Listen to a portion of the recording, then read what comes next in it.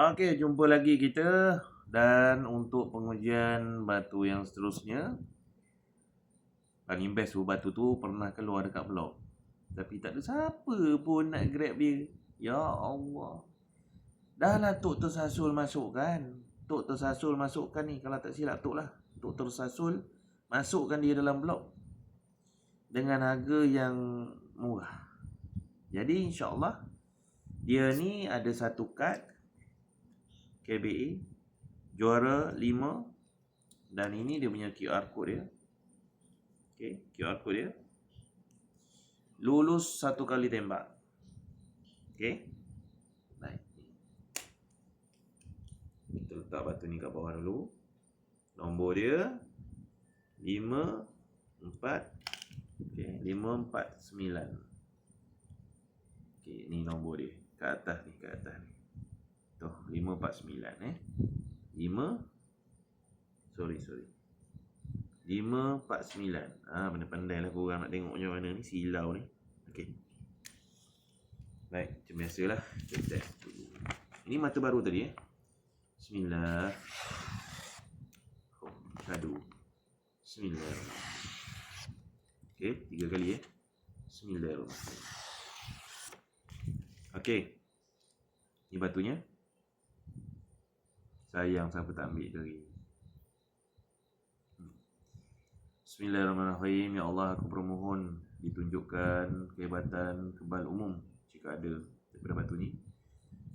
Dan semoga dapat digunakan di jalan kebaikan, syahid dan juga untuk membantu orang lain insya-Allah. Bismillah. Kat mana? Sini nampak tadi. Bismillahirrahmanirrahim. Bismillah.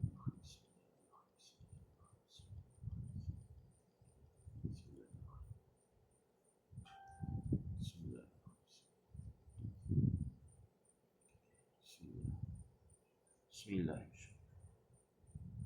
Bismillah insyaallah.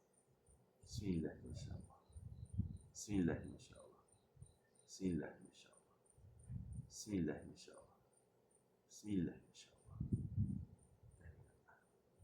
Bismillah insyaallah. Bismillah insyaallah. Bismillah insyaallah. Bismillah insyaallah. Bismillah insyaallah. Bismillah. Bismillah. Allahumma salli. Allahumma salli ala Muhammad. Allahumma salli ala Muhammad. Allahumma salli. Allahumma salli. Allahumma salli ala Muhammad. Allahumma salli ala Muhammad. Allahumma salli ala Muhammad. Allahumma salli ala Muhammad. Allahumma salli ala Muhammad. Allahumma salli. Allah. Padi. Sayang siapa yang tak grab dia itu hari. Berapa aku letak harga Silap letak harga sebenarnya itu hari. Kalau kata ada yang beli tu hari dah tu tengok ada kad punya. Tu tetap bagi dengan harga tu sebab kita yang salah tau. Tapi iyalah, kadang-kadang rupa membuatkan kita jadi buta, kan? InsyaAllah. Untuk pengetahuan kalau barang-barang yang macam ni, bahaya betul. Kan kena ke mata aku. Mata tak boleh, mata dia dah dikira sebagai organ dalaman. Sebab tu kalau kebal, kalau awak polis ke tentera, tembak di mata, snipe di mata dia, habislah kebal dia. Okey, apa kebal sekalipun memang kat mata lah. Okey. Kalau batu huduh-huduh macam ni, tuan-tuan, ini sebenarnya batu sakral tau. Daripada leluhur, simpanan orang tua-tua lama-lama dulu. Maksudnya barang ni dah lama terjaga atas sebab-sebab tertentu. Okey.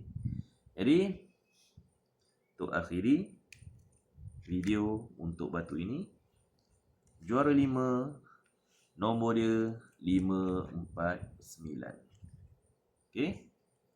549. Assalamualaikum warahmatullahi